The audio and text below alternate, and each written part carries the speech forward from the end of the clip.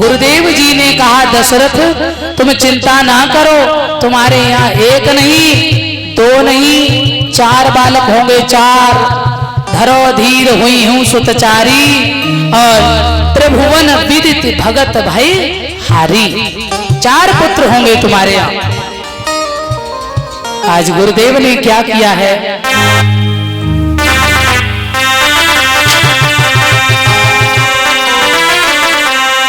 श्रृंगी सही वशिष्ठ बुलावा,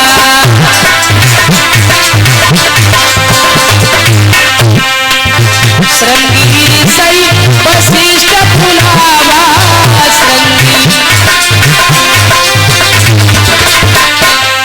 पुत्र काज सुभय की करावा,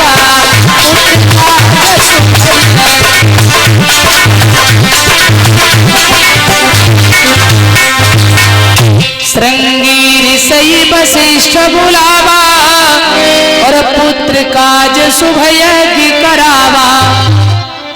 श्रृंगी सही वशिष्ठ जी को बुलाया और मैंने आपको बताया था, कल भी बताया था, सूर्य वंश में बिना यज्ञ के किसी के पुत्र नहीं होते हैं और चंद्र वंश में बिना झगड़ा के शादी जरूर नेक में नेक शादी में झंझट जरूर हुए। कन्हैया के विवाह हुए तो भगवान कन्हैया के विवाह में थोड़ा न थोड़ा झंझट, हाँ रुक्मिणी को लेने गए तो पूरा युद्ध ही करना पड़ा, तब रुक्मिणी को लेके आए, बोल गोविंद भगवान की श्रोता बनो। यज्ञ किया है, पुत्र कामेष्ट यज्ञ चल रहा है, यज्ञ में आहुति दे रहे हैं, तो लिखा है प्रेम सहित मुनि आहुति दीनी और प्रगटे अग्न देव कर चरु दीनी। हाथ में खीर का प्रसाद लेकर के अग्निदेव प्रकट हुए और वो खीर जो है तीनों माताओं में वितरण कर रही हैं महाराज दशरथ। आ जाइए।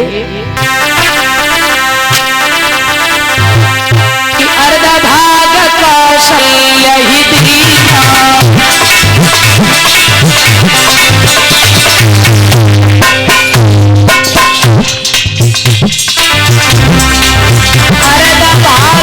कौशल्य है दीनो, अर्ध भाग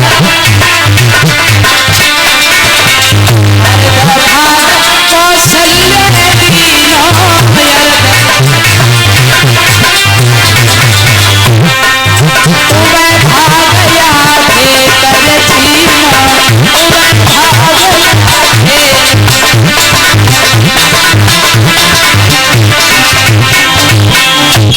अर्ध भाग।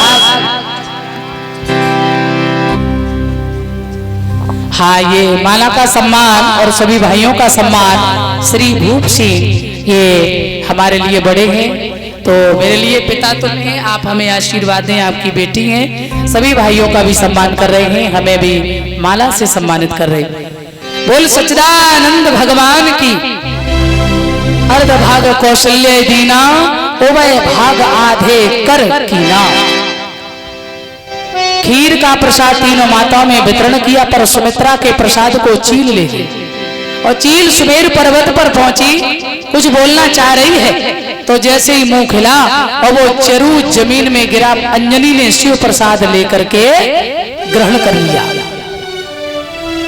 अब सुमित्रा बड़ी परेशान है, मेरे बालक नहीं होंगे, अब मेरी कोई पुत्र नहीं होगा, क्यों मेरा प्रसाद तो चीन ले गई।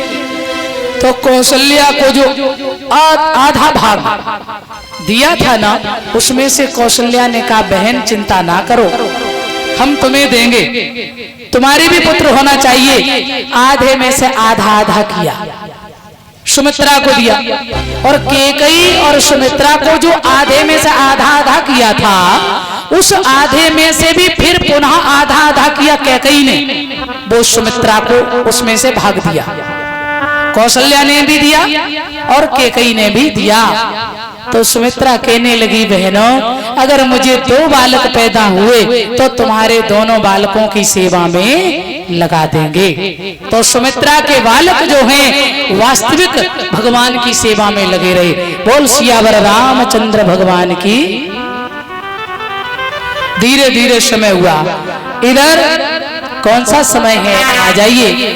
चैत मास शुक्ल पक्ष तिथि नवमी और भगवान श्री राम जो है ठीक दिन के 12 बजे सूर्य वंश में अवतार धारण करते हैं। तो देखो धीरे धीरे समय हो रहा है।